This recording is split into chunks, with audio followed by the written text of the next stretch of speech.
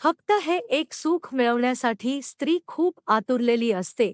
नमस्कार मित्रांनो, अनेकदा नात्यामध्ये मोठी समस्या एखाद्या मोठ्या कारणामुळे निर्माण होत नाही, तर छोट्या छोट्या गोष्टींकडे दुर्लक्ष झाल्यामुळे दुरावा वाढत जातो. विशेषतः आपल्या जवळच्या व्यक्तीला नेमकं काय हवं आहे, ती काय अनुभवते आहे किंवा तिच्या मनात कोणती चिंता आहे हे आपण वेळेवर समजून घेतलं नाही तर गैरसमज निर्माण होऊ शकतात. त्यामुळे आजचा विषय प्रत्येक पतीने आणि पत्नीने समजून घेण्यासारखा आहे. आपल्या जोडीदाराला आनंदी ठेवण्यासाठी नेहमी महागड्या भेटवस्तू किंवा मोठ्या गोष्टींची गरज नसते.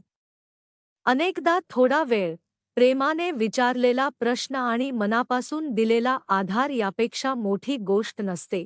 स्त्रिया आपल्या विश्वासातील आणि जवळच्या व्यक्तीसमोर मनातील भावना व्यक्त करण्याचा प्रयत्न करतात.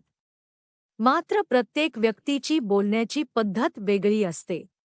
काही जणी आपल्या भावना अगदी स्पष्टपणे सांगतात, तर काही जणी अप्रत्यक्षपणे आपली अडचण व्यक्त करतात. त्यामुळे समोरच्या व्यक्तीने अंदाज बांधण्यापेक्षा शांतपणे विचारून घेणे अधिक योग्य ठरते. एखादी गोष्ट समजली नाही तर मनात ठेवण्याऐवजी, तुला नेमकं काय वाटतंय? किंवा मी तुझ्यासाठी काय करू शकतो? असा साधा प्रश्न नात्यामध्ये मोकळेपणा निर्माण करू शकतो. पती-पत्नीच्या नात्यामध्ये प्रेमाबरोबरच आपुलकी आणि आदर यांनाही तितकेच महत्त्व असते. प्रत्येक स्त्रीला आपल्या जोडीदाराकडून प्रेमाने वागणूक मिळावी, तिच्या मताला किंमत मिळावी आणि आपल्या भावना महत्त्वाच्या आहेत असे वाटावे, ही अपेक्षा स्वाभाविक आहे. त्याचप्रमाणे पुरुषांनाही त्यांच्या भावना समजून घेणारा आणि त्यांच्या प्रयत्नांची कद्र करणारा जोडीदार हवा असतो. म्हणून नात्यामध्ये फक्त एका व्यक्तीनेच प्रयत्न करण्याऐवजी दोघांनीही एकमेकांना समजून घेणे गरजेचे आहे. अनेकदा पत्नी म्हणते की, तुमचं माझ्याकडे लक्षच नाही किंवा तुम्ही पूर्वीसारखे माझ्याशी बोलत नाही. अशा वेळी लगेच रागावण्याऐवजी तिच्या बोलण्यामागची भावना समजून घेण्याचा प्रयत्न करा. कदाचित तिला तुमच्या वेळेची गरज असेल, कदाचित दिवसभरातील एखादी अडचण तिला सांगायची असेल किंवा कदाचित तिला फक्त कोणीतरी शांतपणे ऐकून घ्यावे असे वाटत असेल.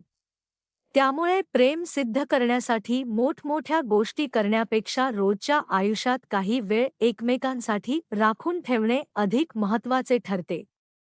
तिच्या तब्येतीची विचारपूस करा. घरामध्ये काही अडचण आहे का ते विचारा. तिला कोणत्या गोष्टीची गरज आहे का हे जाणून घ्या. तिच्या कामाचे कौतुक करा आणि ती दिवसभर करत असलेल्या जबाबदाऱ्यांकडे दुर्लक्ष करू नका. कधी कधी आज तू खूप थकलेली दिसतेस, काही मदत करू का?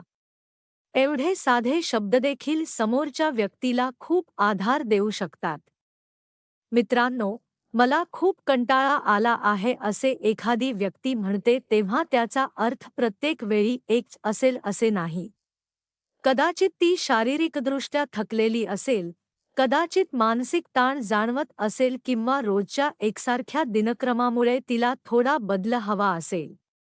अशावेळी तिच्यावर काही करण्याचा दबाव न आणता तिची इच्छा विचारणे योग्य ठरेल. तिला आराम हवा असेल तर आराम करू द्या, बोलायचे असेल तर तिचे बोलणे ऐका. बाहेर फिरायला जायची इच्छा असेल तर दोघांच्या सोयीने छोटासा फेरफटका मारता येईल. घरातील कामांचा भार जास्त असेल तर पतीने स्वतःहून काही कामे करून मदत करणे हा देखील प्रेम व्यक्त करण्याचा सुंदर मार्ग आहे. नात्यामध्ये सहवासाचा अर्थ फक्त एकाच ठिकाणी राहणे असा नाही. एकत्र बसून बोलणे, दिवस कसा गेला हे विचारणे, एकत्र जेवणे, एखादा विनोद करणे, जुन्या आठवणींवर चर्चा करणे किंवा काही वेळ मोबाईल बाजूला ठेवून एकमेकांसोबत राहणे यामुळे भावनिक जवळीक वाढू शकते. अशा छोट्या सवयी नात्यामध्ये उबदारपणा टिकवून ठेवतात. यासोबतच एक महत्त्वाची गोष्ट म्हणजे प्रत्येक व्यक्तीच्या मर्यादांचा आणि इच्छांचा आदर करणे. प्रेमामध्ये कोणत्याही व्यक्तीवर कोणतीही गोष्ट लादणे योग्य नाही. जवळीक असो, बाहेर फिरणे असो किंवा एखादा निर्णय असो, दोघांचीही इच्छा आणि संमती महत्त्वाची आहे.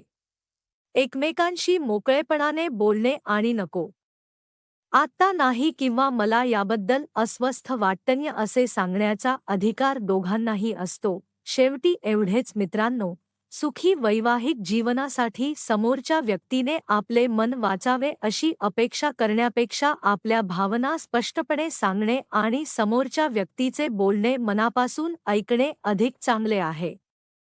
प्रेम फक्त शब्दांमध्ये नसते, ते वेळ देण्यात, काळजी घेण्यात, आदर करण्यात, गरजेच्या वेळी मदतीचा हात पुढे करण्यात आणि एकमेकांच्या भावनांना महत्त्व देण्यात दिसते. पती-पत्नीने जर एकमेकांना समजून घेण्यासाठी दररोज थोडासा वेळ दिला, तर छोट्या गैरसमजांना मोठे रूप येण्यापासून रोखता येऊ शकते आणि नात्यामध्ये विश्वास, आपुलकी आणि आनंद दीर्घकाळ टिकवता येतो.